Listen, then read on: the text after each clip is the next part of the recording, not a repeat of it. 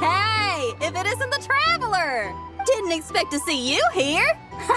This surprise meeting is pretty sick. I should spin it into a tune right here. I sure am. Having a ball, to be honest. Fun is where the inspiration lies. Most of my songs might be about rebellion and breaking down prejudices and all that. But that doesn't mean I have to beat a serious rhythm all the time. Too much of a downer really ruins the feel of a song. You gotta keep it bright sometimes, you know? You gotta relax and recharge. That way, you'll be ready to kill it when it's time to perform.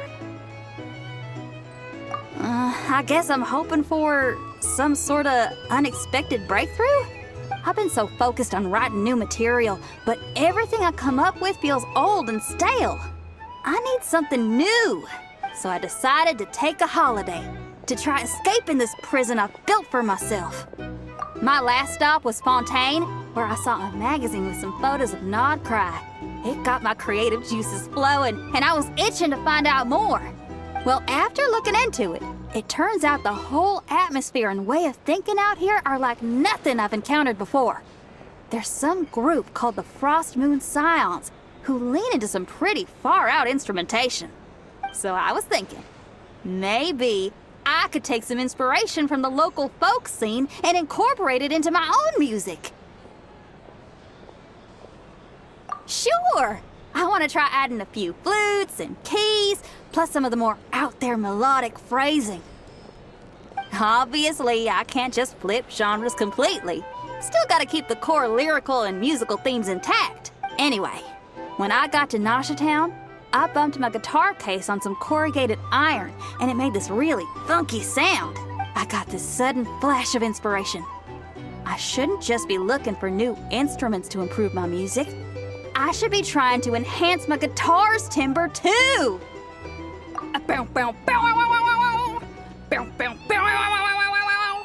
Oh, something like that. It's kind of hard to replicate a guitar with your voice, you know? Basically, I'm going for something punchy, compact, clean, and absolutely savage.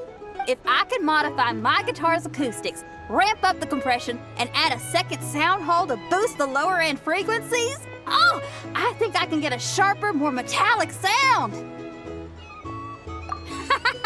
Thanks for the support. Oh man, my motivation's like a double bass drum going at 200 BPM right now. Give me a bit to play around with this and hammer out the kinks. I'll invite you to the official unveiling of my breakthrough sound soon enough.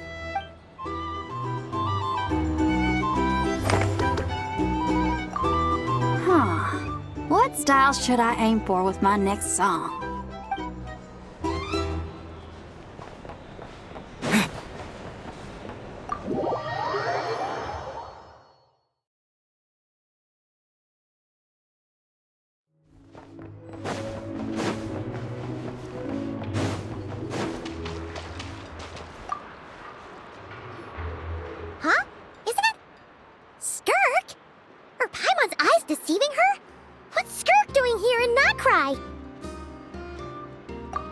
Exactly.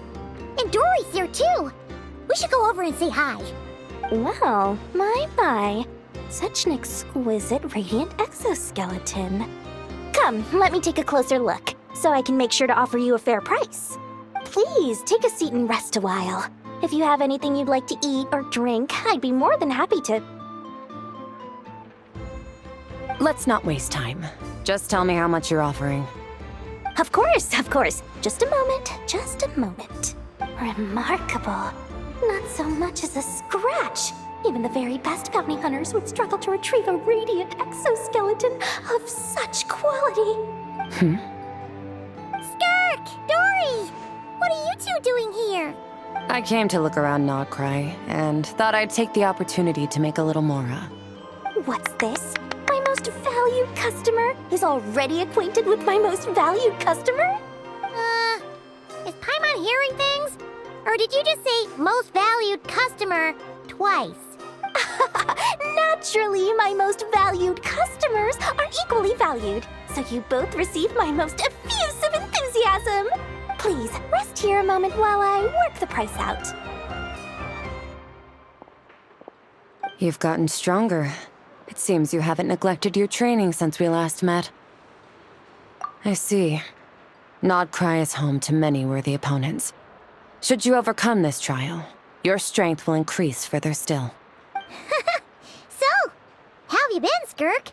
When we last saw you, you said fate would decide how we'd meet again. Well, Paimon didn't think it would decide so quickly. Was it quick? It's felt like a very long time to me. My life will experience little change until a true turning point arrives. But as for you, you are at a pivotal point in your journey. Have care.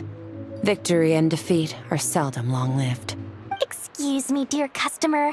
After careful consideration, I'm prepared to offer you 6 million Mora for these radiant exoskeletons. I assure you that this is the fairest possible price. While you might be able to sell a single item for 700,000 or so, when it comes to buying in bulk... I'll take half of that in cash. I won't be staying long, so there's no point carrying around more money than I need. As for the other half, give it to these two in the form of food or supplies. You should have plenty of both in your stores. Of course. I can see my most valued customers enjoy a very close relationship. Here's your Mora. Please, do stop by again.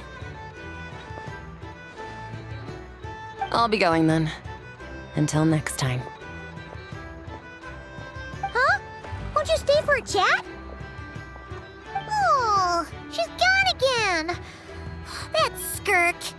That's just how she is, sweeping in and out like a sudden gust of wind. I'm used to it by now. Hey, that reminds Paimon. You haven't forgotten her somehow? Even though you've done lots of business together before? What's the deal with that? Huh? What do you mean? The all-knowing Lord Sangama Bay keeps every customer near and dear to her heart. Fine, if you must know, she's not really my customer, but rather a guest of Miss Alice, my supplier.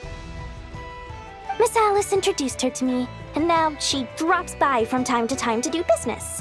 She's the perfect customer. She always brings quality goods and doesn't care too much about the price. Whoa! That's one suspicious-looking grin. You're not ripping her off, are you? Ridiculous! A strong, mysterious customer like that who brings me valuable items? I practically worship the ground she walks on.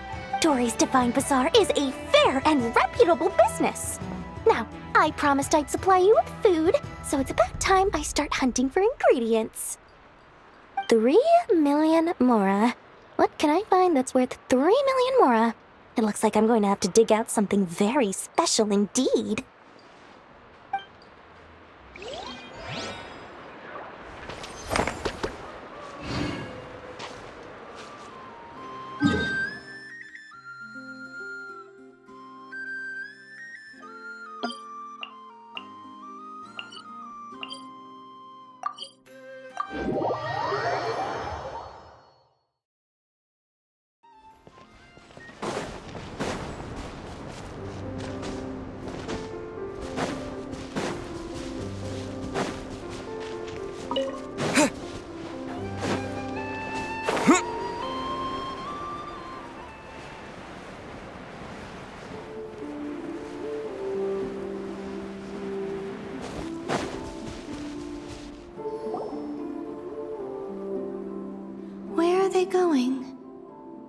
mentioned a mage and a name?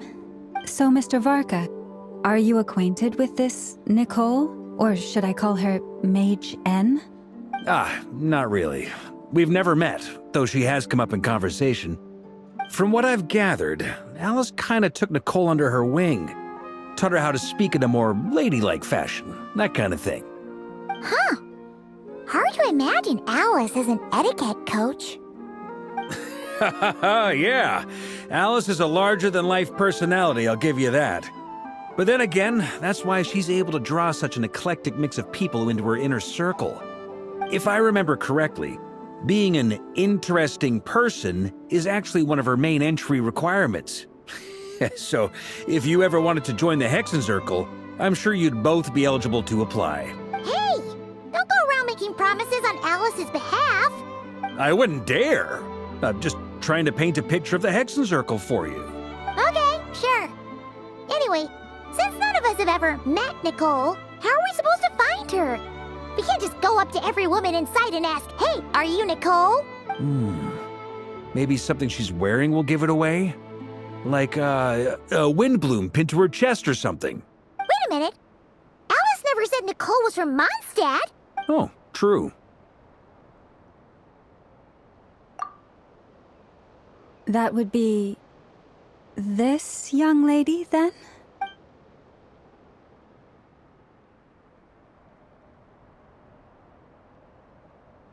Hey there! Sorry to disturb you, but are you Miss Nicole? Varka, Knight of Boreas of the Knights of Favonius. Alice might have mentioned me before. Have we got the wrong person? Sorry. Well, this is awkward. When I shook my head, I meant, no, Alice hasn't mentioned you before. Where is this voice coming from? My apologies. For certain reasons, I am unable to speak. This is the only way I can communicate with you. It might take some getting used to, but I hope you can understand. Hey, it's fine. I'm more shocked by the fact that Alice never speaks about me. I mean, As for you two, we have crossed paths twice before, but it is nonetheless a pleasure to finally meet you. It's really you! Thanks for all your guidance in the past. You're quite welcome. This time, things are different. We have reached the unwritten pages of the story.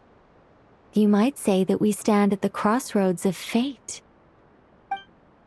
Now then, allow me to formally introduce myself. My name is...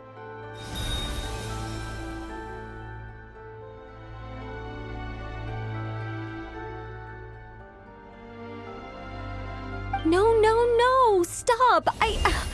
Alice! I can't believe it! I had a whole speech prepared. I'd agonized over every single word. She always picks the worst moments to ruin other people's plans. I'm so sorry about that. Alice took the liberty of devising some bespoke self-introduction magic for each member of the Hexenzirkel. But I could have sworn I deleted all of the triggering conditions for it. How did it bypass everything? Oh gosh, this is so embarrassing. This is a very different side of Nicole than what we're used to. Is she not used to face-to-face interactions? Don't worry about it. We've seen that introduction magic once already, so it wasn't too much of a shock. Please go on, Miss Nicole. We'd love to hear what you have to say, or, well, communicate. Huh? Are they talking to this lady? But... will you all promise to forget that horrendously embarrassing introduction?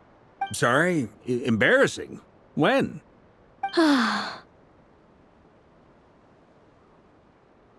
Yes, my name is Nicole, and I am one of a very few angels who have retained both their preferred form and their power. The Traveler and Paimon should be no strangers to this concept. There is another of our kind in Natlan. They call her the Lord of the Night. All right! Paimon remembers her. Yes. Well, I have retained more of my power than she. It's because I don't have a long-term duty to fulfill. To be more specific, no. We'll be here all day if I get into the specifics. Moving on. If I'm not mistaken, you are here because you wish to learn how one might reach the moon beyond the sky. That's right. Is that something you can give us any guidance on? Yes, I do know a way. It began with the Hyperboreans, who lived after the War of Funerary Flame. Blank looks. Maybe I should start with the background of the war, or maybe not. It shouldn't be an issue. I'll fill in the gaps for you when we have more time. Anyway, after that war ended, the three moons retreated to beyond the false sky. The Hyperboreans were humans I once aided. They accepted the civilization and creations bestowed upon them by the angels. But despite accepting many blessings of the angels, many among them still held on to their faith in the moons. They were reluctant to accept the new order, even after the War of Funerary Flame. They sought to contact the moon goddesses beyond the sky and receive their guidance. But all three had passed away by that point. This mage has a unique method of communicating. Is she talking about the moons? Yes, but they did not know. And so, still they prayed for the moon goddess's mercy. After building titanic structures that consumed vast amounts of Kuvaki, at last they glimpsed the moons and heard their voices. But of course, they were gravely disappointed. For it was then that they realized the three moon goddesses were dead. Oh, that's such a sad story. It is. Humanity was in a very sorry state at that time. The angels who had once aided them were gone, and the War of Funerary Flames had left them homeless and destitute. Just a second, I gotta ask. How relevant is all this history to the task at hand? Well, I mean, it's... Okay, it seems we've drifted into irrelevant narrative waters. It's been a while since I've had the chance to speak inside someone's head. As soon as I got started, I lost control and the words just flowed out like a waterfall. What I'm trying to say is... Right, yes, that's it. The relevant part is the ritual created by the Hyperboreans. The fact that they bypassed the false sky and saw the true moons implies that they successfully built a connection between Teyvat and the outside world, which means, with enough Kuvaki and a sufficiently stable connection, it should be feasible to send one person over the border. Okay, so they built some kind of portal? Oh, yes. A portal. Yes. Is something wrong? You sound disappointed. I just didn't expect you to summarize it so well. It turns out I could have said all that in one word, if only I'd managed to think of it. No, please, it's fine. This is invaluable knowledge. I'll be sure to record and preserve everything in writing. Oh, really? Well, in that case, I suppose I could backtrack and add some more detail. I did gloss over a few things so far. Whoa, time out. Let's summarize what we've got first. The Hyperboreans were the last ones to use this method, right? So we somehow need to find whatever structure they built and make sure there's enough Kuvaki to power it up. Luckily, we have the moon marrow of both the eternal and iridescent moons, so we're all good for Kuvaki. Which means the key issue we need to focus on is finding the place. Am I right so far? Yes. Although I expect the structure is long gone by now. That said, what if we could take advantage of the phantoms to travel back to a time when it still existed? Well, travel back isn't quite accurate. It's more like we'd be creating a handshake between 2 points in space-time. We wouldn't even have to pick a time when it still existed. It could just be a time when it still appeared in phantom form via projection, or we could project our own phantoms, fold them together, and... You look lost. Was that too hard to follow? Yeah, things got a little, technical there. Paimon's brain is reaching capacity. All right.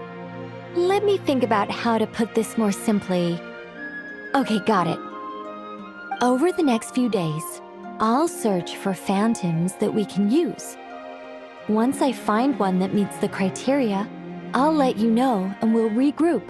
By completing certain rituals, specific individuals will be able to enter the phantom and make it to the Hyperborean structure. If everything checks out and it looks feasible, we'll just need to wait for Moon Prayer Night, and we can send the Moon Goddess back home. I'm really skimping on the detail here. Is this making any sense at all? I think so. For now, we'll just wait to hear from you. Yes. Basically, yes. Great. Counting on you. In the meantime, we'll focus on finding the Moon Goddess's name. My name? Are they looking for a way to stop me from disappearing? Excuse me, Miss... Go on, Miss Nicole. This conversation was a little all over the place. I didn't catch your name. I am Lauma, of the Frost Moon Scions. Ah, I did wonder. I noticed that you listened very intently when I spoke about Hyperborea and the moon's history. If you'd be interested, I'd love to visit you this evening and go through it again in greater detail. Also, if you were serious about making a record, it would be too risky to simply write down the raw details as is. I would suggest some tweaks. Maybe rewrite the stories as fairy tales or fables, perhaps even prayers. Anyway, we can cross that bridge when we come to it. So, see you later then? Oh, and no need to prepare anything. Just a cup of tea will do. See ya! She seems friendly. It's just... It's so nice to find someone who's actually willing to listen. I've been dying for a chance to finally go through all this systematically from start to finish. Any longer and I'd probably start forgetting it. Now Paimon gets why Alice told us to mind our heads. Ha ha ha ha! What did I tell you? A lot of quirky people in Alice's orbit. Now then, the next order of business is... where do we start looking for the Moon Goddess's name? Maybe the rest of what Nicole has to say might give us some clues. Once I've heard her out, I'll summarize the salient points and share them with you all. I'm also inclined to review our other documents.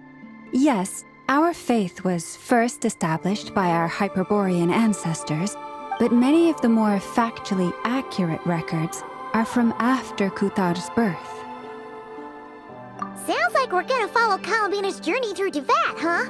In that case, we'll start by heading to the Frostmoon Enclave. Sounds like a plan. Take this with you. I'll see about getting in touch with the Fatui. It'll probably just be Arlecchino and Sandroni again. They're the only ones who would want to help.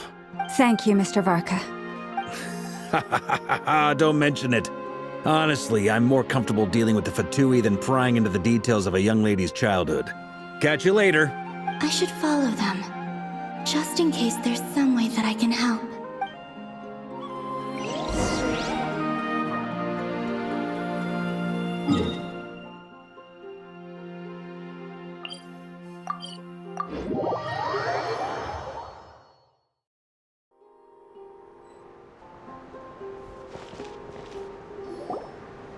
A while ago, I took the time to organize all documents in our possession that pertain to Kuthar. What you see here is the material I consider reliable. You're saying there's unreliable material too? Yes. Most of the information we have was transmitted through an oral tradition. Inevitably, some of her stories were mythologized and deified over the years through countless retellings. That's why I organized them into reliable and unreliable.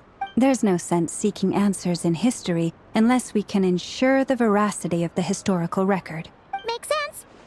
All right, let's take a look through.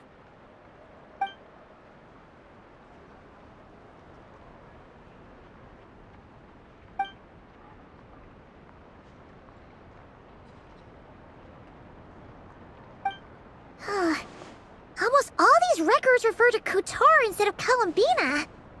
Although neither of those is her real name. Paimon's not sure what point she's trying to make. What we can gather from these records is that the Frostmoon Scions worshipped her as a god, placing impossible expectations upon her. I cannot fault them for their earnest faith, but for all their devotion, worshipping her day in, day out changed nothing. I imagine that none of it resonated with Columbina. It wouldn't surprise me if, even back then, she had already begun to reject the name Kutar and everything it represented. Lama speaks the truth. When I heard them call upon Kutar with hope and expectation in their voices, they may as well have been calling upon somebody else. Well, that's a bit complicated. I looked at the level of detail, perceived authenticity, prose style, and how realistic their portrayal of Kutar seemed to be. Amongst the Frostmoon Scions of today, only I know of her existence, and I alone have spoken to her face to face. As such, I know that there are certain things she simply would never do. That being said, I have sensed some changes in her lately. Changes? Me? Seems like this is getting us nowhere. For what it's worth, why don't we check the unreliable sources too? Sure. Give me a moment.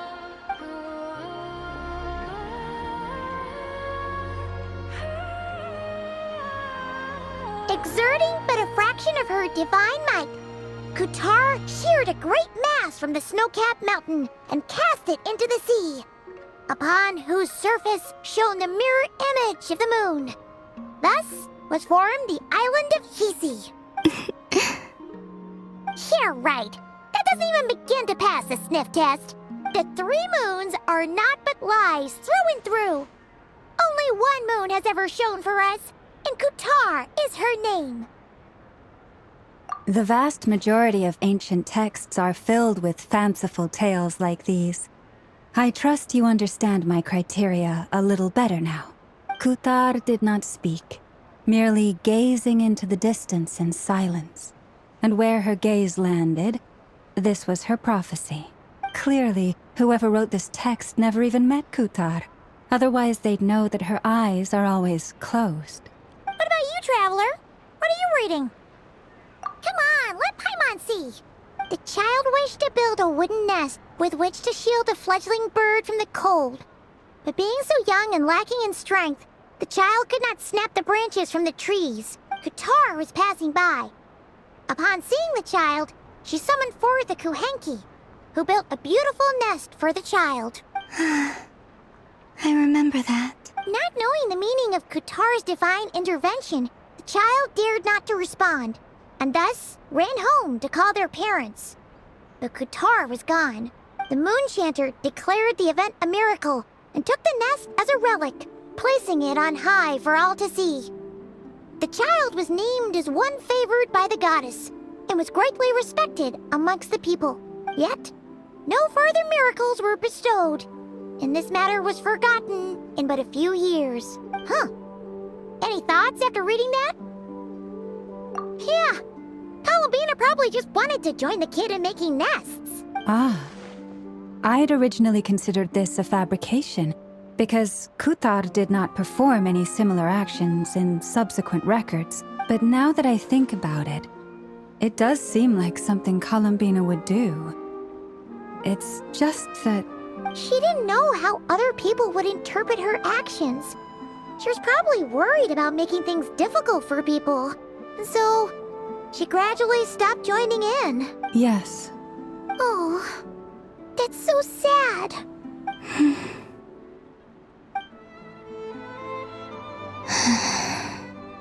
And now, I can make no such gestures of warmth, even if I want to.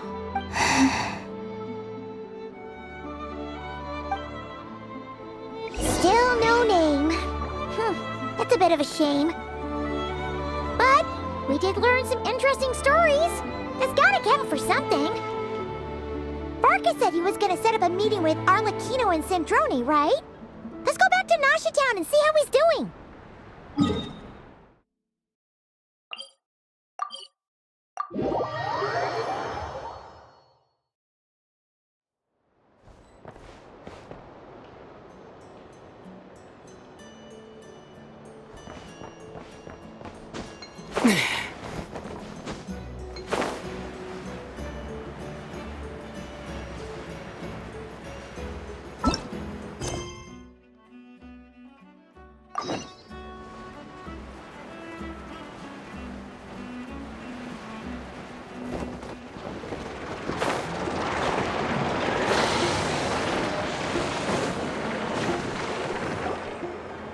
Let's see. There's Varka. Oh, and it's Durin and Albedo too. Yeah, this is pretty much the same place we bumped into each other last time. I convinced them to stick around a little longer. We were all waiting on people, so I figured having a little company would help pass the time. Ah, so you've been waiting for us? Does this mean that you've already arranged things with the Fatui? Sure does. Now you're back, we can go meet up with them together. How'd your investigation at the Frost Moon Enclave go? Well, we didn't find out Columbina's true name. But apart from that, it went pretty well. Aha, just as well that I didn't tag along then. I'm sure our moon goddess wouldn't want every man and his dog knowing all about her private life. Still, desperate times, desperate measures, I guess. Someone had to do it. So, Varka was waiting on us, but what about you two?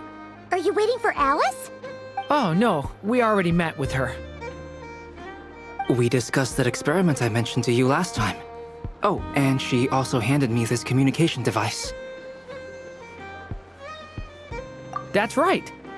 I understand she informed you about the relationship between the Phantom phenomena and Tevat's borders, yes? She wants me to help her with some more experiments on that front. She said that she'll contact me through this device with more information. Ah, I see. Following instructions and making observations. Pretty common research method. Takes me right back to Albedo's lab. Wait, then who exactly are you meeting? Someone you know. Albedo's met him too. But I don't think Miss Lauma or the Grand Master have been introduced. Introductions are overrated, especially in cases like this. It's you! So, it's not like the Academia has prohibitions against going abroad. Also, I applied for leave. I've been writing to Hat Guy since obtaining a human form. I've already brought him up to speed on everything that's been going on in Nodcry. Hat Guy? Turns out, I actually have heard that name before. Oh? Then why did you react the same way I did? I only knew the name, not the fella. But since we're all here, let's do some introductions for what it's worth. I'm Varka, Grand Master of the Knights of Favonius. Lauma, Moon Chanter of the Frost Moon Scions. And I'm a Driosh from the Vahumana Darshan of the Sumeru Academia. Hat Guy. Good to see you again, Mr. Guy. I believe we last saw each other on the boat ride here. Mind you, the only reason I came here is because there's someone I want to look into. Who's that? The Doctor, also known as Dottore, second of the Fatui Harbingers. From the tone of your voice, it sounds like there's bad blood between you. I was reviewing our archives and noticed that a lot of information about him was missing. Left a bad taste in my mouth. That's all there is to it. Dottore, or Zondique, as he was then known, once studied at the Academia, but he got kicked out before he could graduate.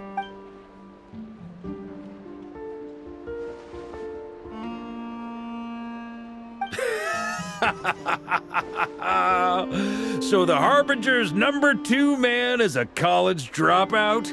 Ah, how embarrassing for them. Last we heard, he was planning something. We actually heard that a few times before, even coming to Nodcry. But we haven't seen a trace of him since we got here.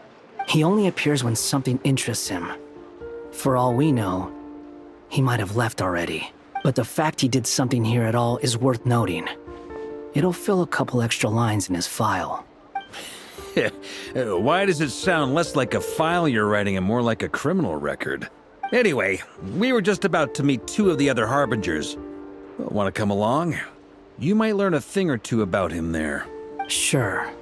Even though they're harbingers, well, they're old acquaintances of ours, so, you know, when you talk to them, try to be... I got it. The Frostmoon Scion's relations with the Fatui remain tense. Forgive me if I do not attend. In that case, we'll continue assisting Miss Alice with her experiments. Good stuff. Everyone's having a fruitful time. All right, we better get going. I'll lead the way.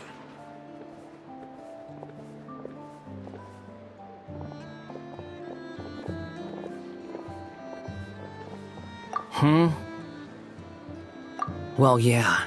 That's obviously part of it. But I'm not the only one who has a score to settle with him. Neither you, nor Lesser Lord Kusanali, nor I want to see him meddling with things again. What's the hurry? Don't worry. Pigeons always know which way home is.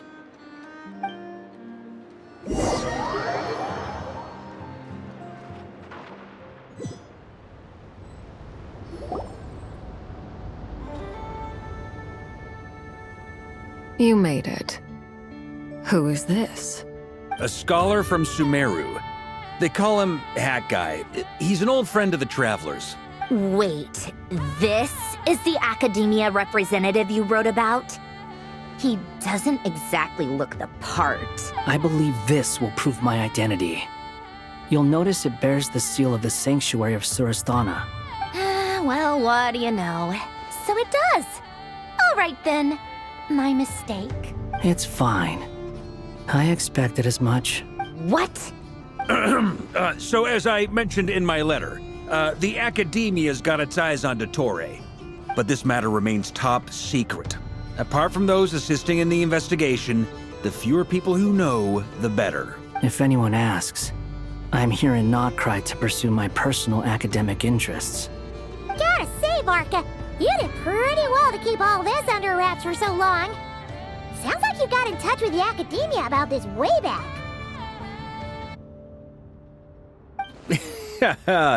you flatter me. Where do I even start? Remember that time we fought Rerir at Star Sand Shoal? He sure let me have it then, didn't he? I'll bet Dottore had that all sketched out, with me as his convenient little pawn. He could not care less about us if he tried, but hey! The feeling's mutual. Does Dottore really strike you as the sort who values his relationships with his colleagues? Fair point. Definitely not. Which is why I always keep my guard up whenever he starts making suspicious moves. To that extent, our motivations align. On top of which, I consider you trustworthy people. Now, back on topic. In the wake of the Reikir of Solnari episode, Sandrone and I grew suspicious about Dottore's complete inaction during the entire affair. So we tried to find out what he'd been up to, but unfortunately to no avail. He never lets anyone in on his plans. The more he cares about something, the more secretive he gets. Indeed. Perhaps he believes that by keeping a low profile, he can avoid trouble. But that trick isn't going to work on his colleagues. Yeah, I mean, he's been researching the ancient moon's remnants. And he's been trying to get his paws on the moon marrows. Only an idiot would believe he doesn't have something more planned. With this in mind, I returned to Snezhnaya and relayed my thoughts to Her Majesty the Tsaritsa, entreating her to have him recalled. That's pretty direct. Did the Tsaritsa agree? Yes. I made it abundantly clear that the Fatui's business in Nodcry is almost concluded, and we do not need 3 harbingers in this territory. Her Majesty concurred. Accordingly, Dottore has returned at her orders. I imagine he is continuing with experiments, which no one besides he would ever have any interest in. Common sense might mean nothing to him, but he's not stupid. He knows that no good can come from opposing the Tsaritsa. Smarts alone won't get him all the way. He needs the Rooster's resources and Regrator's Mora, both of which the Tsaritsa can strip from him by waggling a finger. But doesn't he have a track record of publicly following orders while going against them in private? He probably has it down to a fine art by now. Wouldn't put it past him. We worked together on a research project once. Only briefly, but it was enough to show me that we're fundamentally different people. He has no interest in doing things methodically, stage by stage. His thoughts jump all over the place, and the moment his curiosity is satisfied, or he gets the results he wants, he disappears. The only similarity we share is that, once we set our minds on doing something, we will see it done. Whatever it takes. Oh, we definitely saw some of that in your battle with Rerir. You got so competitive. Ugh, do not remind me. Then I believe we all concur. Dottore will not simply give up. Fantastic. Now this is turning into a whole day of unpleasant memories. Ugh. Are you talking about the moon marrow stuff? He also strikes me as the kind of person to disregard experimental regulations, ruin all the equipment, and go way over budget. Then leave the first person he can find to deal with the fallout. Exactly. This one time, he was running some high-temperature experiment and the substance exploded. But does he care? No. He orders his subordinates to open the device so he can observe the results, which causes the gas inside to leak out. That gas was poisonous. If I hadn't been there, who knows how many people might have died. And after all that, he left while I was still cleaning up after his mess. What a waste of time, he said. Waste of time? The nerve! He wasted my time! You've been bottling that up for a while, huh? Hat guy, I must say, you seem awfully familiar with internal Fatui affairs. Especially when it comes to Dottore. Thank you, Lady Harbingers, for providing such valuable information. I have no other questions for now, so I'll be on my way. Wait, what? You're just gonna leave? You're welcome to join if you want. Ugh. Just when Paimon thought he'd finally mellowed out. He makes quite the impression. I'll say. I've met tons of headstrong people, but not many of them would join me in bad-mouthing Dottore. Anyway, back to the main agenda. Barca, you said that Columbina has gone missing? Or rather, disappeared. Yeah. We're working on building a connection between her and this world.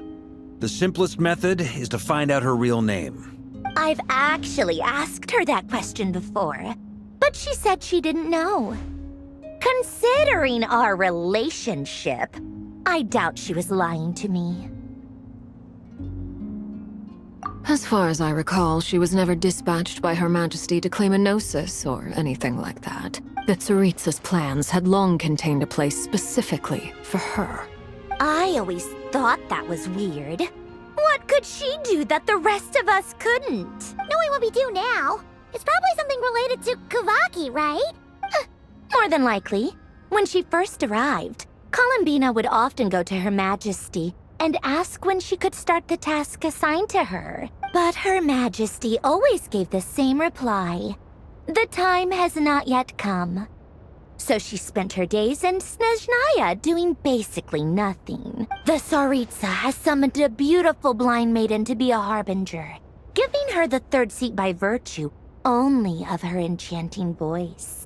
It was a dumb and stupid rumor, but the reality of the situation made it hard to refute. And what happened after that? I imagine she stopped caring.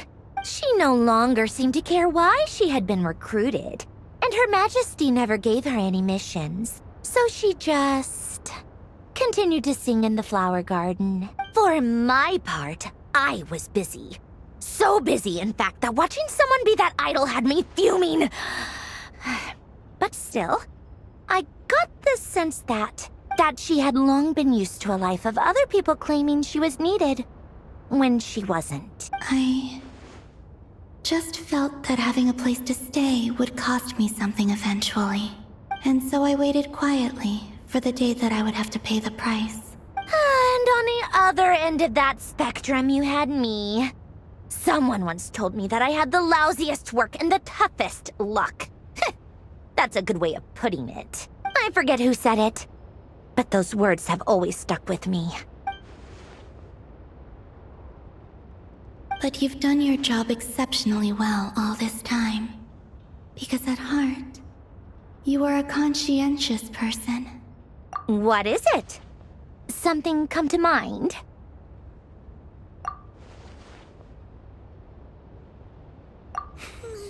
That makes sense. Nothing screams you are needed like your name shouted from across the town. Well, good luck with it. But if you ask me, Colambina is still the most shoutable name. I'm just so used to it now. After all the arguments we've had, I can't be bothered trying to remember another name for her. Nor I. Sandrone. Harlequino.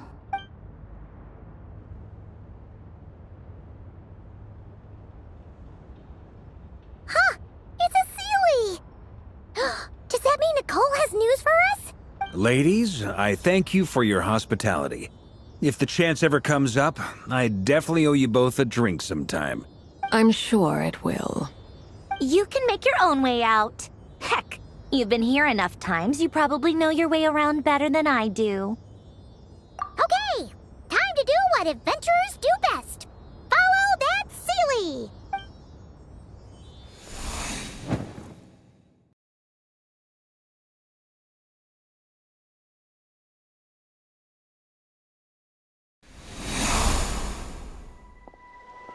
Here you are.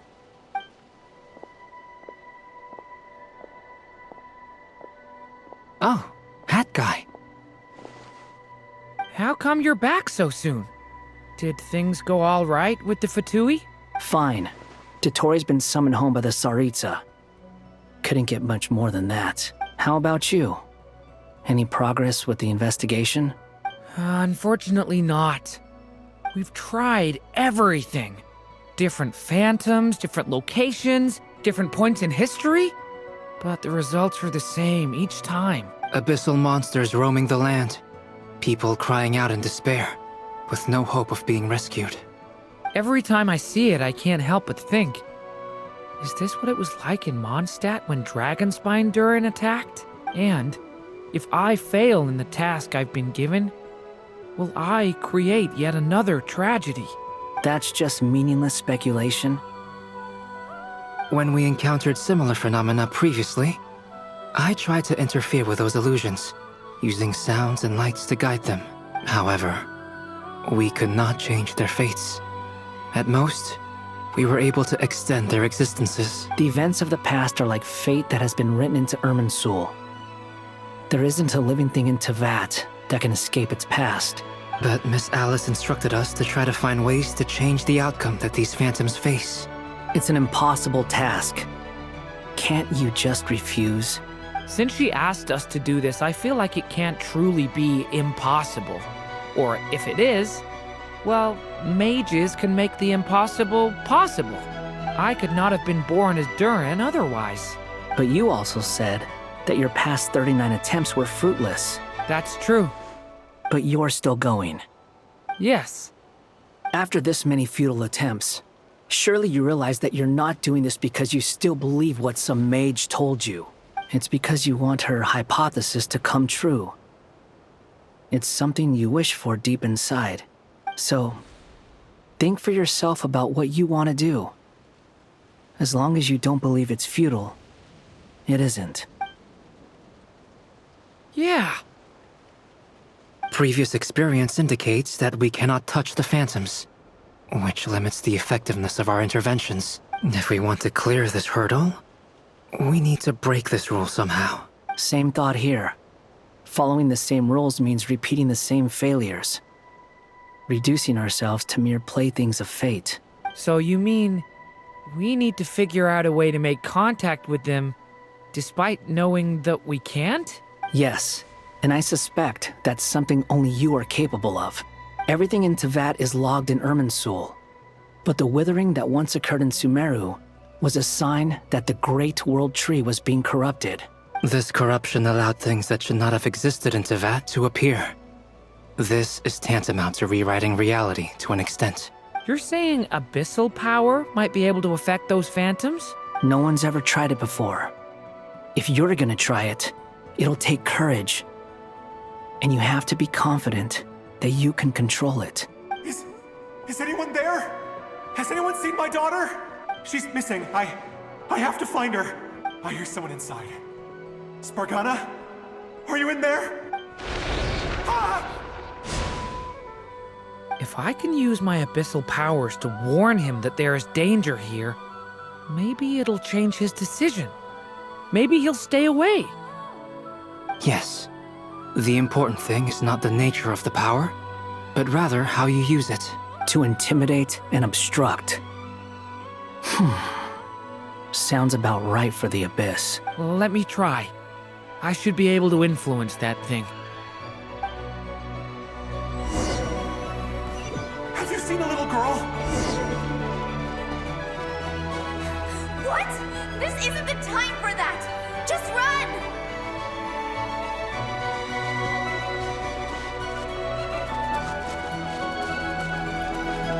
I hear someone inside. Spargana? Are you in there?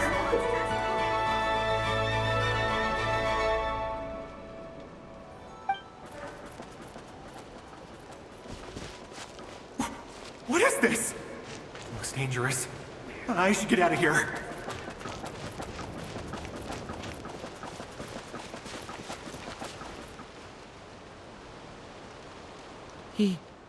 He really left.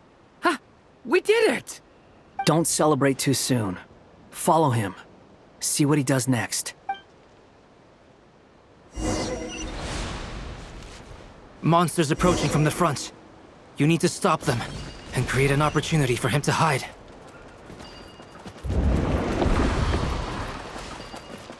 No! There's a monster ahead!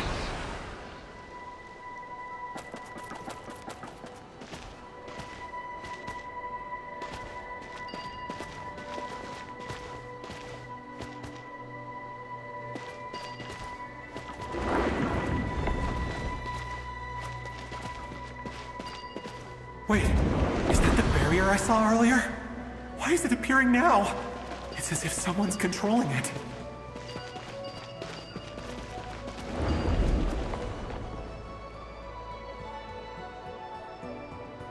The monster's gone.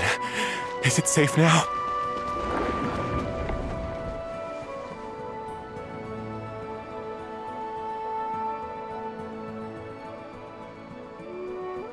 The barrier's gone too. How odd. Anyway, I guess I'll keep going. Quickly, let's keep up.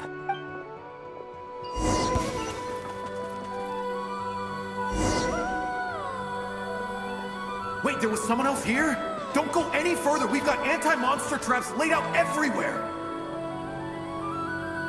But my daughter must just be up ahead. I have to go. This way's blocked.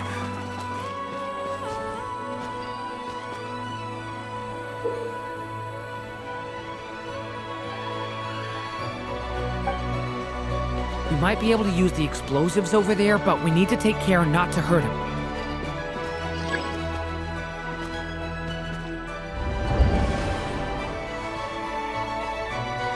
I'll use the barrier to keep him at a safe distance. This barrier seems to be helping me somehow. Hey, wake up! Oh, no good. Gotta keep moving ahead.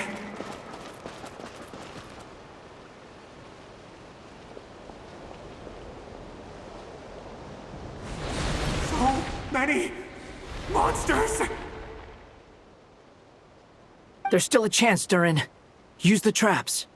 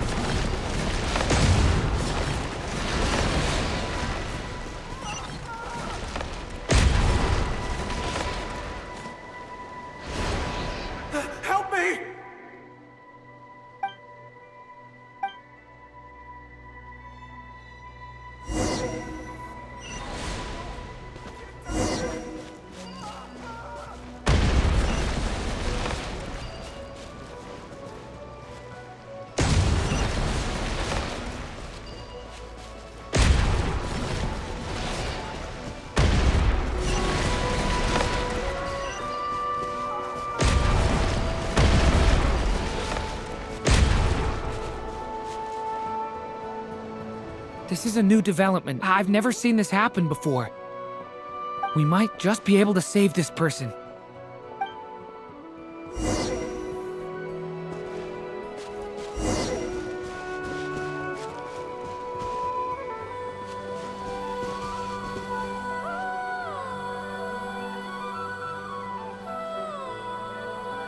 Hello there. Have you seen my daughter? Spargana's her name. She's carrying a large backpack. Get out while you still can, you fool.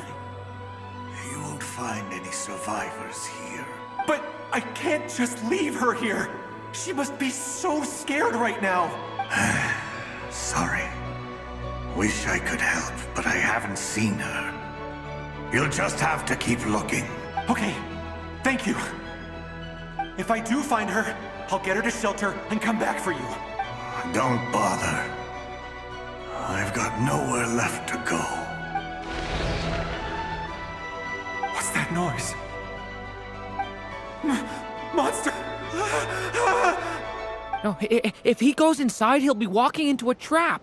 Let's try this once more. This time, we have to stop him.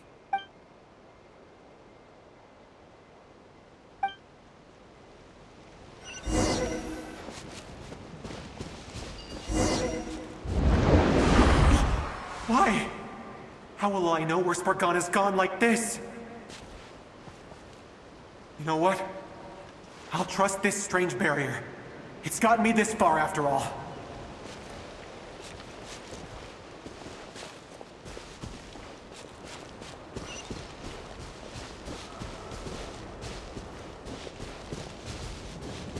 Spargana, are you there?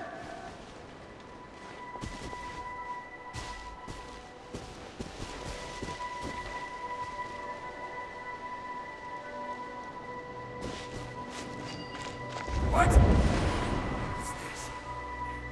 Hey! Let us out!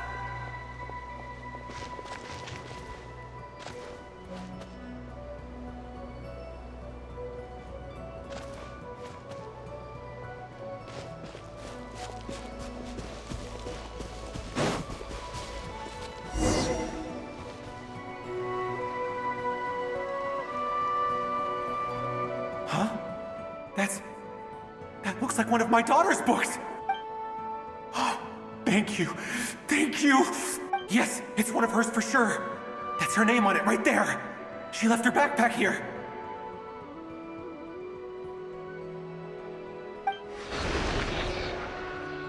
Durin, just like last time. Use the explosives.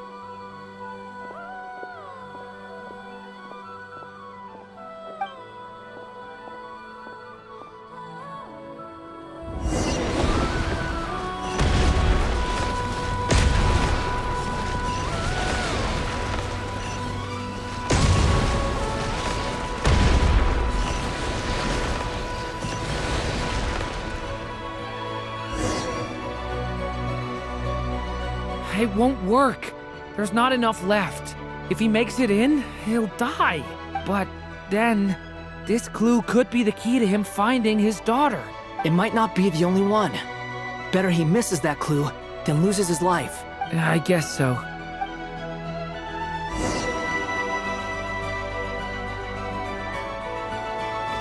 Stop him, Durin.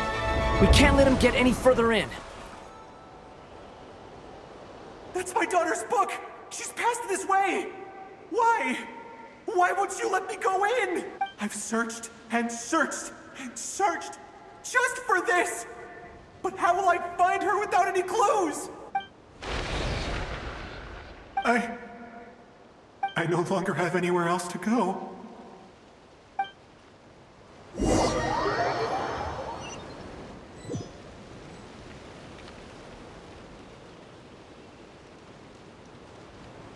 I'm sorry. I'm so sorry. He refuses to go anywhere else. Whether he opens this door or not, all that awaits him now is death. We couldn't change his fate. Albedo? Hat Guy? Let's try one more time. I don't know how we're gonna do this, but I don't want to give up either.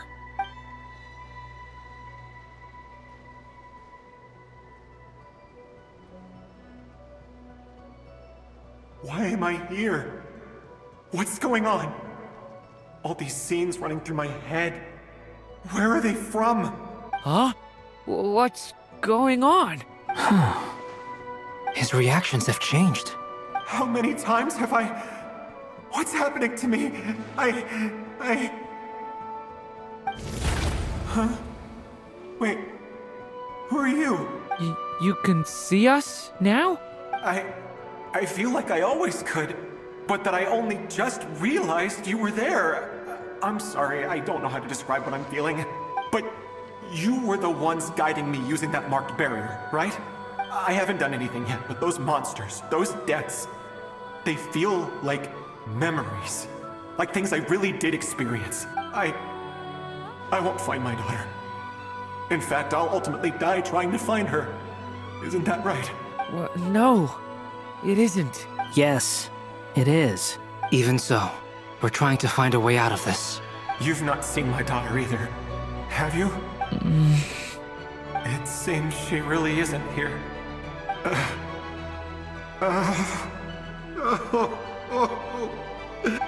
I'm sorry we couldn't help you.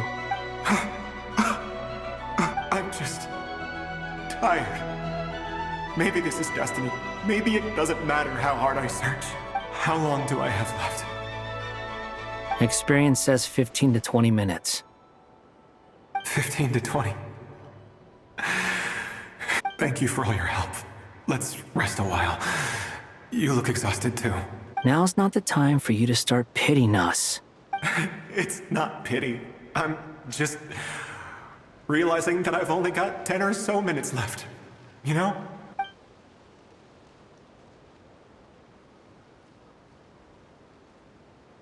You say you're from Mondstadt, yes? A place with windmills, where people enjoy limitless freedom? And you're from Sumeru, where they've built an academy into a giant tree? Yes. It seems you've never heard of either place. Those names are unknown to me, I'm afraid, yes.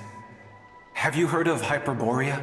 I have, but I heard that it was destroyed in the distant past. I see. That was where my ancestors once lived. What about Delphi Pytho? Was it later rebuilt? I've never heard that name. Then what about Salvindagnir? I have seen that name on stone tablets on Dragonspine. But I'm afraid the only things left of that place are its ruins. I see. Sure enough, there was no way to turn this around, huh? I'm sorry. I was the one who asked to chat, but it seems like we're too many ages apart. There's barely any common ground to start from. It's all right. We did hear something new, at least. From how you speak of your lives, things must be going all right for you, I guess. They are. Mondstadt is a place of freedom and happiness. There's a lot of good people in the church and the Knights of Favonius, and even outsiders find that it's an easy place to feel at home. We have festivals a few times a year. Everyone gets together to drink, sing, and be merry. Sumeru is a lot more uptight.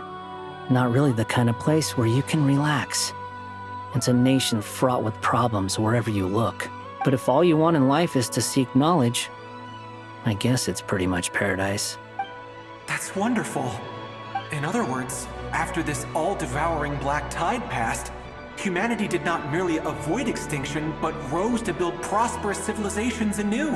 I mean, I can see you all right now.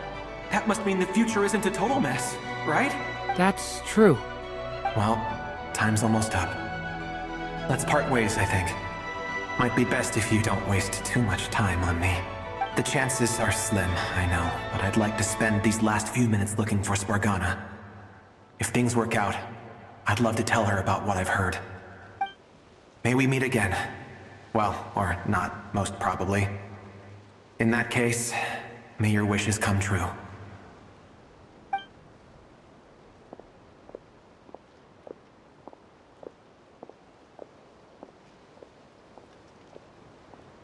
He's gone. In a few minutes, he will meet the end that was his to begin with. The ending of this tale did not change. But I believe that we've just made the most progress we have yet. May your wishes come true. If only it were so simple. Hat guy, could I ask you a question? You've never talked about your past. It seems complicated, and it weighs heavily on you, too. Would you be willing to tell me about it? I mean, sometimes it's better to get things out in the open. Take that guy we try to help, for instance. At least he said goodbye with a smile, right? I know about Albedo's past. Our experiences are very similar, and he created me. As for you, you're my first friend, and you've witnessed every step I've taken. But by comparison, I know nothing about you. Either way, I mean, we're still best friends. But if I knew more about you, I might understand your thoughts a bit better. I've told you about myself. I'm a student at the academia. And what did you do before that? Prepared for the entrance exam? All right. If you really don't want to talk about it, I won't press you any further. I was a puppet built from the branches of a white tree, using technology left behind by the Conrian schools of mechanical engineering. A white tree? You mean an Irminsul tree? Yes. A branch of Irminsul that was once connected to the main tree. So you had a human creator too? Yeah. But my creator abandoned me after deciding that I was a failure. After that,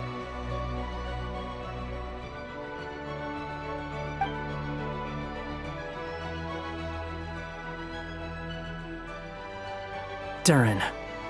Resisting the influence of the Abyss, suppressing the urge to destroy, trying to do the right thing. None of these things are easy, but no matter how hard they are, trying to rewrite past wrongs is far harder. You asked me if you would create a new tragedy if you failed. I told you there was no point speculating about that, but the real answer is, yes, you absolutely will. That guy. But at least you've got people here to help steer you away from the wrong path. So, just keep aiming towards the light. I will. I promise. All right, break time's over. Hello? Durin speaking. Hello, friends, it's me. What have you been up to, I'm detecting some unmistakable fluctuations here at the border. The amplitude isn't particularly high, but they're completely different signals from the ones before, and the scale is comparable to those I've detected previously. Alice, we were unable to save that person. However, he appears to have retained a portion of the memories gained through that cycle, and was able to hold a conversation with us. I see. Well, that is rather odd indeed. It definitely merits further attention. Could I trouble you to keep trying the same approach? I need to gather some more data. Counting on you. I should probably have Nicole come and check this out as well.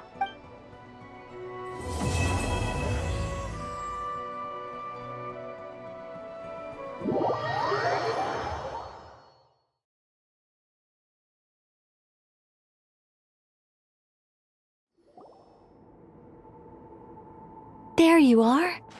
I was worried you might stop to collect treasure chests opened by the Seelie along the way. It would have taken you so much longer to get here. Another conversation I cannot hear. I am delighted to see that you understand what takes priority, and that your adventurer's instinct has not swayed your resolve. Really, I must applaud you for it. You should know. Paimon's head. Okay, I'll try and keep it short. My senses are telling me that this is where we shall find the entrance to the ruins. Oh, cool! Well, what are we waiting for? Let's open it up and see! Patience. This was a sanctuary of great importance to the Hyperboreans. A special process is required to open the gate. Oh! Like the place that housed the Eternal Moon's marrow? Okay, so what's the plan? Need us to do anything? And just the short version, if you can. Ah, all right then. I was planning to start with some background on the invention of these techniques. Are you sure you don't want to hear it? It's quite informative. Remember what you were saying about priorities? Fine. Simply put, we need 3 human representatives to successfully undergo a process of Kuvaki resonance. Think of it as a test from the 3 moon goddesses to see if the entrants are qualified, with the most recognizable qualification being Kuvaki. Pretty sure Lauma would ace that test. Oh, wait. But we need 3 people. I also have no doubt that the Moon Chanter would be qualified. But we would need 2 other people with the same constitution. Therefore, the most feasible method is not so much to follow the rules, but to figure out how the test functions and find a workaround. I've done some research, and it turns out the mechanism is rather crude. We'll simply need humans to stand before it who have sufficient Kuvaki energy within them. I'm with you so far. How do we get the Kuvaki in them? The easiest way would be transfusion. Take some Kuvaki from Nodcry's soil, put it into the bloodstream, and get it circulating in the body. So we're going to cheat on the test? Precisely. There are other methods, but this is the simplest one. Cheating the system is much easier than trying to hide from it. Huh? Ah! Sorry? Does the idea of cheating upset you, Miss Lauma? No, that's not it. I suddenly had an idea. Ooh, what is it? It's about Moon Prayer Night. I figured out a way for Kuthar to join in the festivities. Huh? But as Paimon said, we need to have our priorities straight. Let's get back to the test. I'll follow up with Nefer on the festival arrangements. Oh, okay. Anyway, is this really the best method we have? A Kuvaki transfusion sounds dangerous, no matter how you slice it. If you think that's dangerous, wait till you hear the other methods. I'd be more than happy to go through them if you'd like. There are several. No need, we're good. Let's go with this one. Very well. Kuvaki transfusion it is. Now, I should mention that the risks can be greater or lower depending on individual compatibility. It would be rash to simply infuse the Kuvaki and hope for the best. If the body rejects it, the reaction can be quite severe. The symptoms are similar to another condition that some people living here suffer from, known as congenital Kuvaki sensitivity. So, before we execute our plan, I will perform a simple test of my own to see who is compatible and who is not.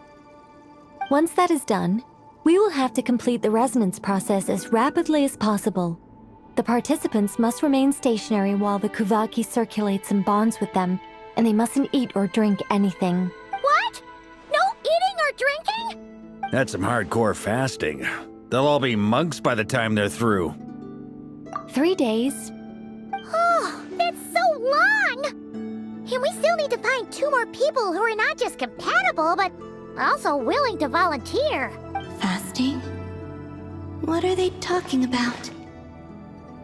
Really? Don't you want to think this through? Haha, count me in 2. 3 days without food? I can handle that. Miss Nicole has made it clear that this is the easiest way. The way I see it, there's nothing else to discuss. It's time to step up. Yeah, you're right. In that case, Paimon volunteers to be Captain of Logistics. She'll keep the fires lit and grab some spare clothes to keep you comfortable. Then we'll start with you first, Traveler. Please step forward.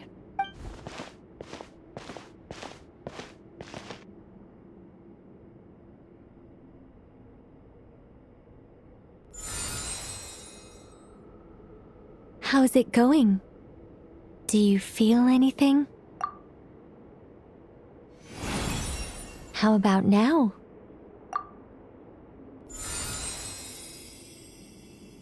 And now?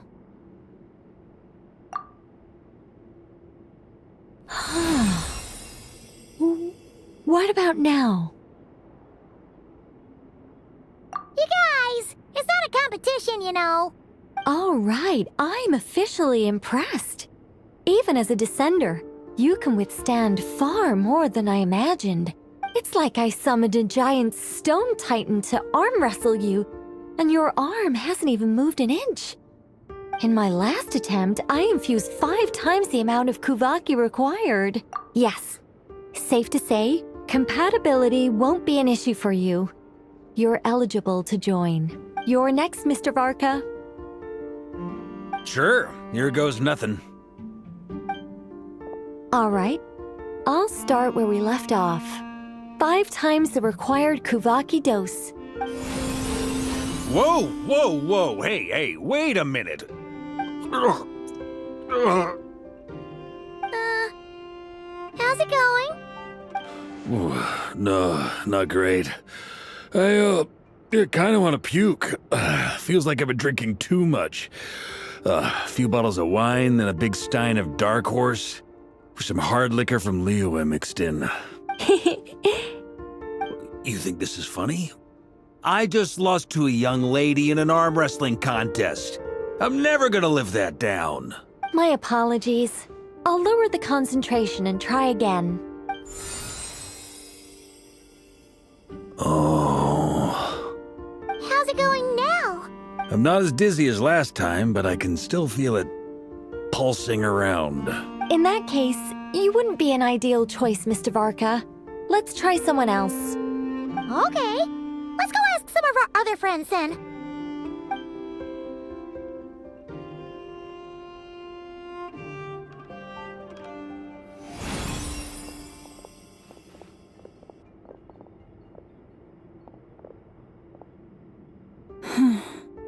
No surprises here, Miss Moonchanter. You're perfectly compatible. You may join.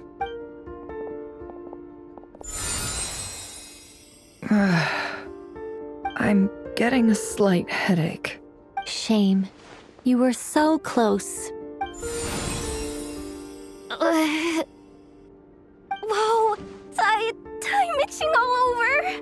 Allergic reaction. We can't have that. Huh? Well, are you gonna start or what? The Hexenzirkel is an organization that cares for and protects children. We will not have them do dangerous things. Not even tests.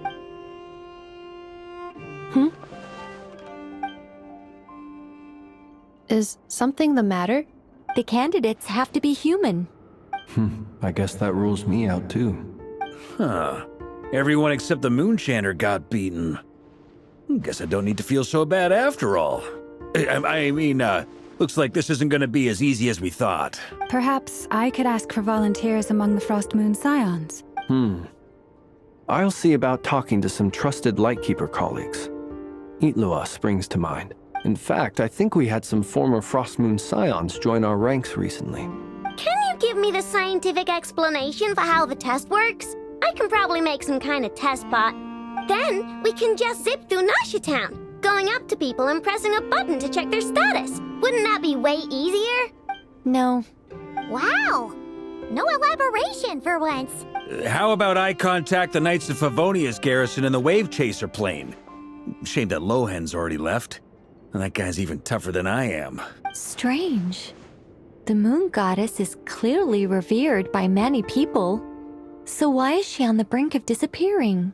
She mentioned that the world has rejected her from the very beginning. And when we fought the Raikir of Salnari, it seemed like she exhausted her power for our sake. Also, Paimon's not sure revered is the right word for how people feel about her. Gratitude, certainly. For my part, anyway. It's basic reciprocity. She helped us, so she deserves our help in return. Yeah. Even though she looked like she didn't care, she still saved a ton of people, including me. A review of the relevant data leads me to conclude that Miss Columbina is a good person. Yep, you bet! They really think so? I'm super surprised that Columbina isn't her actual name, though. I think it really suits her. It's light and graceful and Yeah, just a really pretty name. I know, right? Unfortunately, that's not our decision to make. Columbina. That was the code name the Fatui gave me. But it also came up in the song I heard when I was born. But is that really all there is to it? What do I truly think of my own name? Is there anyone left who will still call me by that name?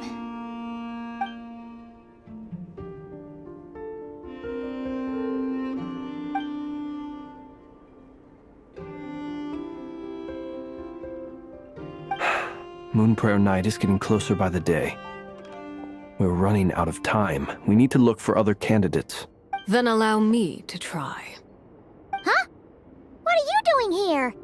You contacted your friends via the Adventurers Guild. Sandrone has been keeping an eye out for something like that, so she informed me. Since I have the ability to accommodate a moon marrow, I should prove to be a suitable candidate. Arlecchino. When can we begin? I see. We can begin right away.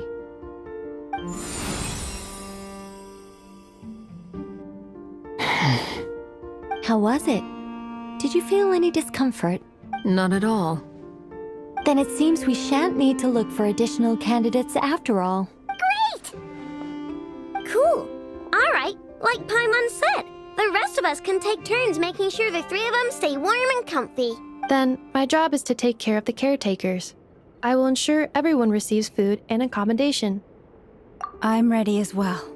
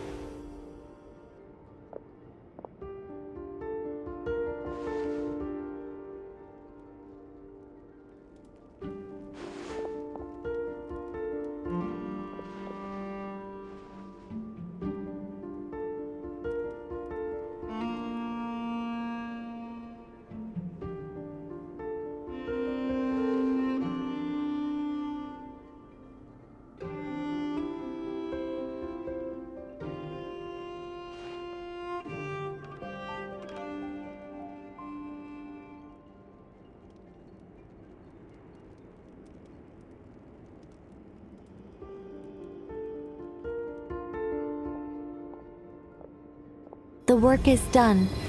The sacred scroll shut. The stars grow dim, the people silent. The white sun sets, the silver moon rises.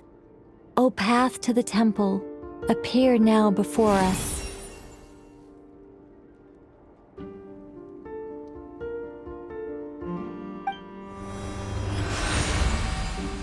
Wow! It really opened! So that's what all this is about. They've been trying to open this gate. With a calm mind, this proved not too arduous. Come. It might be best to eat something first. Take care to chew properly and swallow slowly. It will give your body time to readjust to the digestion process. They will head in soon. They will need to enter this gate.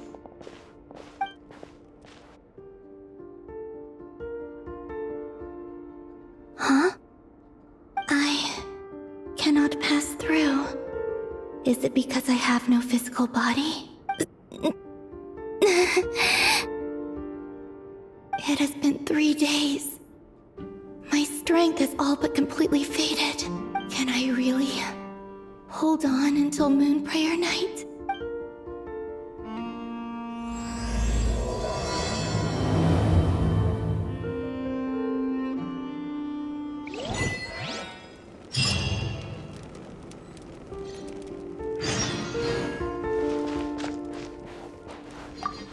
I have confirmed that you are all in good health.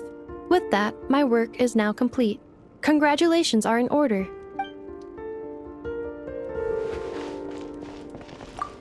It's good to know you're all well. Puts me at ease.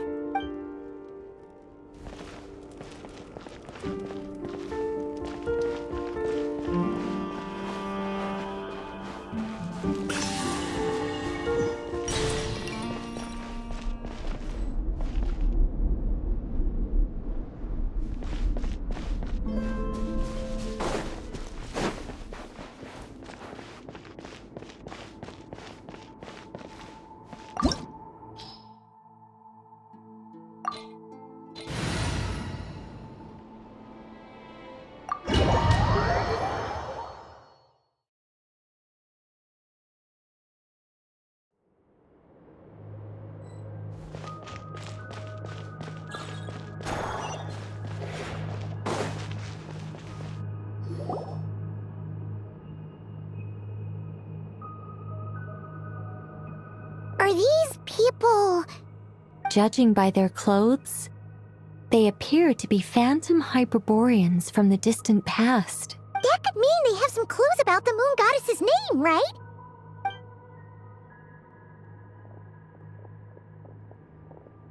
Hey there! Could you tell us what the moon goddess's name is? Sorry. That's probably a weird question, huh? How do we explain this? The moons are long gone, and their goddesses are dead. Their names no longer mean anything. When a new moon goddess is born, we will surely know her name. We have used every last resource at our disposal. All that remains is to wait, patiently and quietly.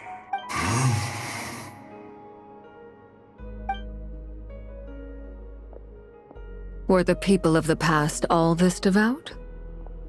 It looks like this phantom doesn't intend to converse with us any further. Surely the new moon goddess he speaks of must be Columbina. Alas, Kutar's birth came long after the age in which he lived. But, maybe if we find a phantom from a more recent age, they might know Columbina's real name. True. Keep an eye out. We should be able to tell which era they're from by the clothes they wear. Yeah! You've been pretty talkative this whole time. What changed? Oh, nothing. I'm fine. You all make good points. When the Hyperboreans speak of moon goddesses, they mean the three from truly ancient times. I can't imagine they would know anything about our current moon goddess. There once was a time when the moon goddesses blessed them greatly and protected them from harm.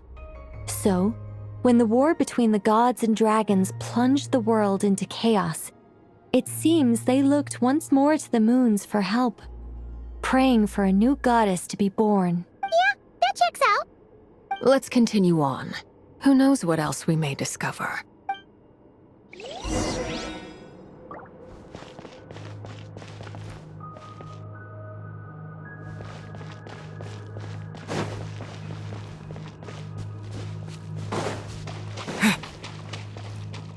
There's a door blocking this path! Not a problem. Try this.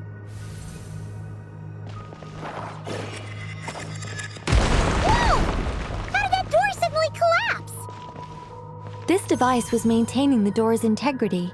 Remove the core, and the device stops working.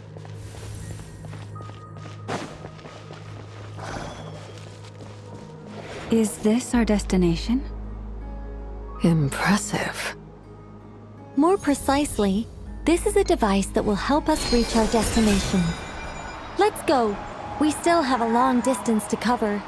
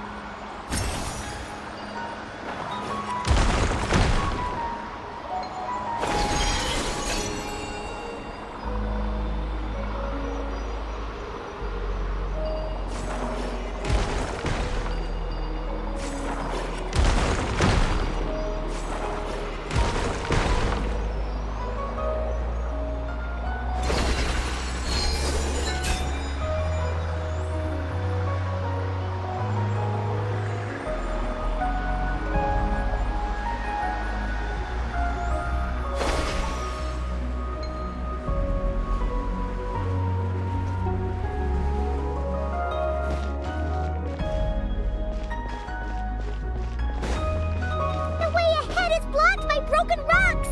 Oh. Let's try that device again. Remember the door from earlier?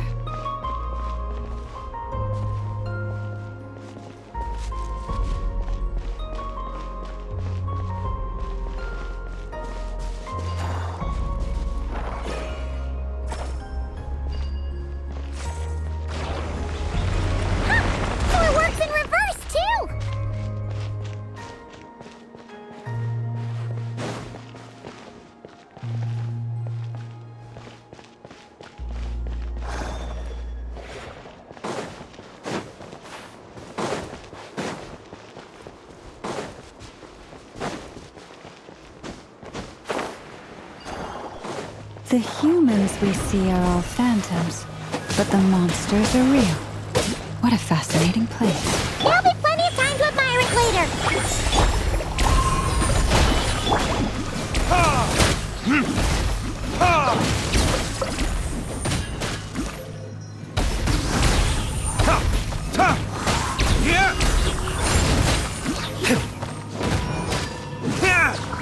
Right now, right here. Gather!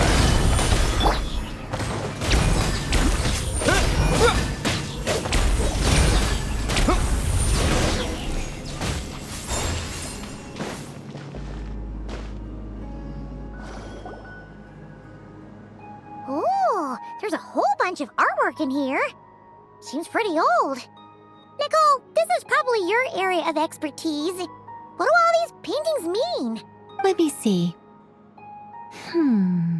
To understand these murals requires some knowledge of the history surrounding the War of Funerary Flame. I shared a little of this with Lauma before. Yes, I think I follow. The dispute between the Moon Sisters, the transformation by Nibelung. Oh no, it's no trouble. I'd be delighted to share the tale again. Alright then. Tevat's 3 moons and their goddesses were brought into being by the will of Nibelung, the then ruler of Tevat. But when the heavenly principles came, they changed the world completely, down to its very foundations. The moon goddesses were nowhere near strong enough to challenge this entity. But the heavenly principles did not view them as heretical entities that had to be removed. Essentially, the 3 moons existed to keep this planet alive and operational, which did not directly conflict with the heavenly principles' aims. Nevertheless, the inherent precariousness of this arrangement would soon be revealed. Nibelung returned. Yes. He did, and thus began the War of Funerary Flame, a battle for dominance between Nibelung and the heavenly principles. Discord would soon emerge between the 3 moon sisters. One would voice the opinion that they should follow Nibelung, for it was he who first hung the moons in the sky. Another would argue that taking sides in the conflict would only bring the world closer to ruin. There was no telling where it would lead, especially since their creator had returned, bearing the perilous power of the abyss. Nibelung would eventually discover their disloyalty. He had all 3 imprisoned before transforming the moons into weapons with which to fight against the heavenly principles. What? Weapons? Yes. The very moons that had once defended the planet became instruments of death and destruction, striking terror into the hearts of all living things. And although the heavenly principles and the 3 moon sisters had once been at peace, it now seemed that the moons posed an unacceptable threat to Tevat. It is possible that the heavenly principles did not know of the goddess's imprisonment. If so, the weaponization of the moons would surely have been viewed as an intentional breach of the peace agreement. Regardless of who knew what, when, the heavenly principles shattered 2 moons and flung the other beyond the skies. Whether the goddesses managed to escape Nibelung's captivity after his fall, nobody knows. But this much is certain. From that day on, the moons no longer belonged to Tevat. The rejection slowly drained their power until eventually they passed away. So that's the full story. You say the moon ceased belonging to Tevat from then on. Why then would Columbina be born here? That is perhaps due to the lingering connection between the Frost Moon, which was not shattered, and this world. You could see it as the 3 sisters' dying wish. They never desired war. All they ever wished for was to protect this land. I see. If the final fate of the 3 goddesses is as you say, then Columbina faces the same grave danger. Our investigation has yet to bear fruit. We must hurry. Yeah, you're right. Let's keep going.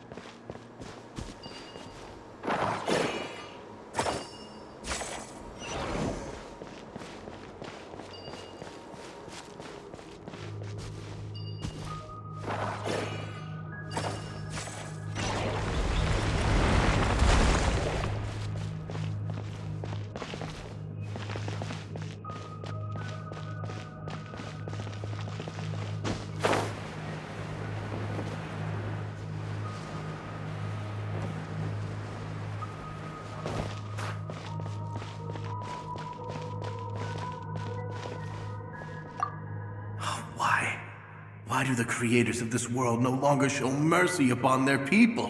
Remember his words. We must change our fate with our own hands.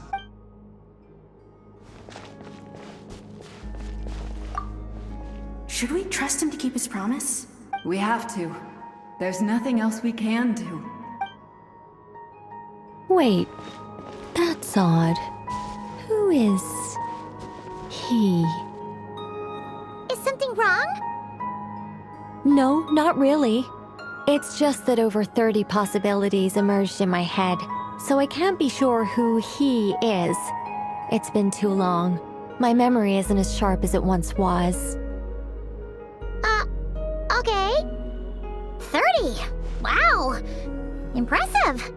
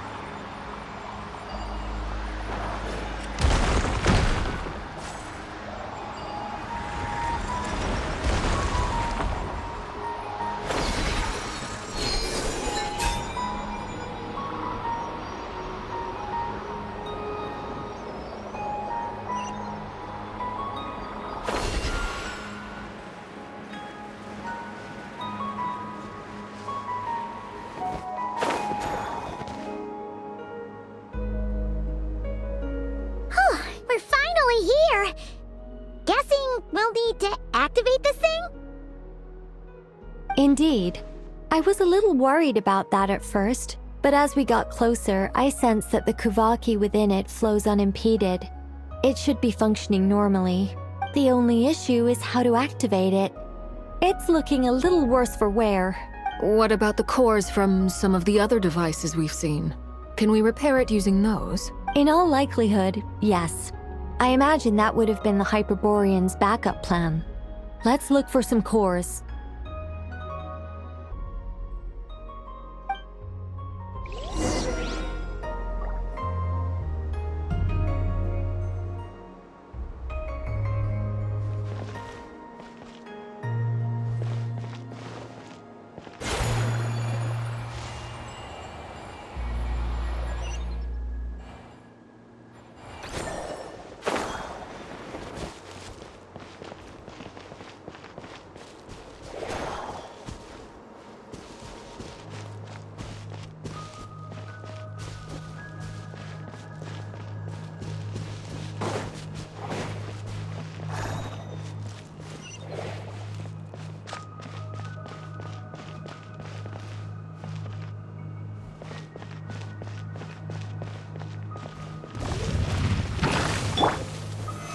Stabilize!